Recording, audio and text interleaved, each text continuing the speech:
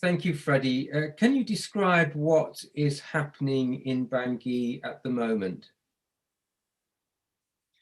Yeah, thank you very much, James. And I'm in Bangui at the moment. It's a city which is under siege. Rebels block the road, supplying food from Cameroon and rural areas of Bangui.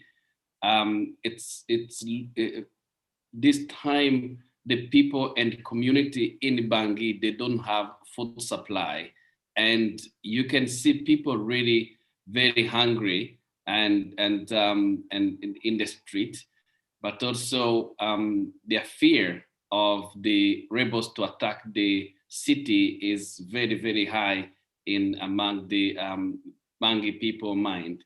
What do people in Bangui most need at the moment? The people in Bangui need food. They need to feed their children. My colleague here in Bangui was saying that they cannot afford 3 meals per day and only 1 meal per day, and it's not enough even. So in a few weeks coming, the people will actually start dying with hunger in this city. And this is really a strategy that rebels are using to put pressure on government and force government to come on table to discuss. And but the more the discussions and the dialogue is delaying, the more people will die with hunger in this city. And it's really horrible to see how people are crying for food and getting things. And then when you see and you come to this city, even you go to buy bread, you can see the price is really very high. And then it's in a few weeks time, the Bangui community will not be able to afford to buy even a bread to feed their children. So tell us about the planned airlift and how that will help to solve some of these challenges. The airlift is an alternative of supply food in the Bangui, because there's no way the trucks can come from Cameroon to supply food in Bangui by road. So the alternative is to lift the product by air. So as soon we get into Bangui, probably, and have, I'm very sure that we may not be enough to be supplied in Bangui as used to be before, but it will be a relief for the Bangui community, because even it will be able to balance the prices. We keep going high and high all the day. But at the same time, we were thinking to bring wheat flour in the city.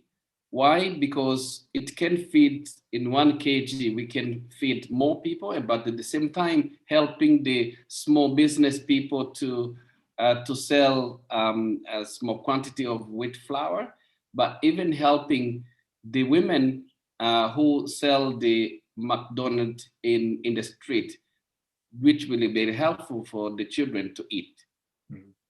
So how meaningful will it be for the communities that Aegis Trust works with to receive this airlift of supplies? I was speaking with the faith leaders this morning, and they feel very much thankful for the idea. They can't wait to see the first plane landing to the airport, get the food distributed, and see how and see the children getting something to eat. But also at the same time, getting the women and men, the Muslim and Christians who have a small shops, to find something to sell, because today they are eating their capital, which is really horrible. They will be out of market in very soon. On the update right now are people that have contributed to the airlift. What would you like to say to them? You're out on the ground, you're seeing the impact that this will have. What would you like to say to those that have contributed to the first airlift of food? James, when you mentioned that some people are willing to contribute to this noble cause, to support people, save lives in here in Bangui, I was so happy to see how this action of humanity, which really actually makes sense, especially this time of suffering and for the community in Bangui. So this um, action of humanity is very, very needed.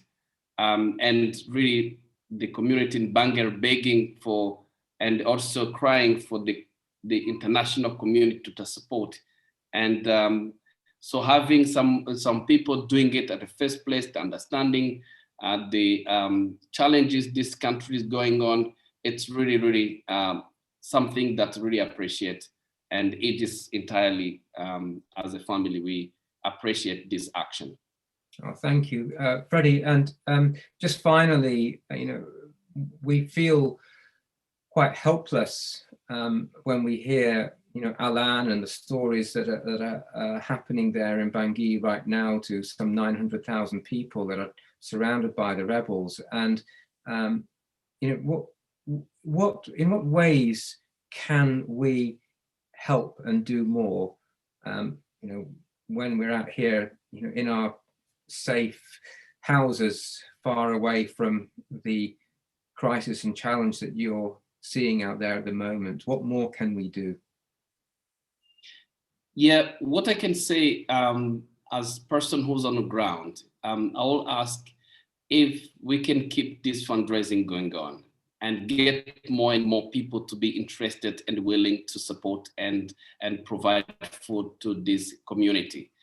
This may last 1 month or 2 months, but the Aegis capacity and people contributed may save life for Bangui community for a week or two. But if this continues, we need more people to be engaged. We need more people to be part of this noble campaign to support the community here who are really, really under risk of dying with hunger. Freddy, thank you. Thank you for joining us today. And, really, we wish you really all the best. Our thoughts and prayers are with you in Bangui as you're organising the vital airlift of food at this time. Thank you for everything that you're doing there for the people of Central African Republic. Thank you very much, James. Really appreciate your effort and really mobilizing people around. And thank you to all who contributed to this, this action of humanity. And we all have to put our hands together to save lives. Thank you, James.